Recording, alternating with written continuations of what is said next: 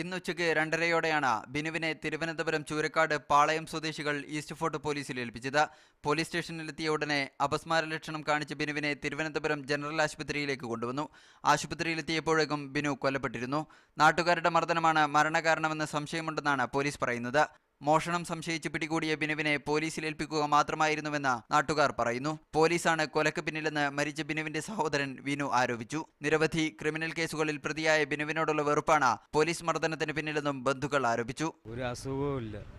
ഇവിടുന്ന് പോലീസുകാർ കൊണ്ടുപോയിട്ട് നേരെ ഇടിച്ചിട്ട് നേരെ ഇവിടെ കൊണ്ടുവന്ന് മരിച്ചെന്ന് പറഞ്ഞ് വിവരവും പോലെ അറിയിച്ചിട്ടില്ല. പിടിച്ചതായിട്ട് ഇത് എന്നെ നടന്നത്. പോലീസുകാരെ ചെയ്യുള്ളൂ. ബിനുവിനെ മെഡിക്കൽ പരിശോധനയ്ക്ക് വിധേയമാക്കാതെ പോലീസ് നേരെ സ്റ്റേഷനിലേക്ക് കൊണ്ടുപോവുകയായിരുന്നുവെന്ന് നാട്ടുകാർ ആരോപിച്ചു.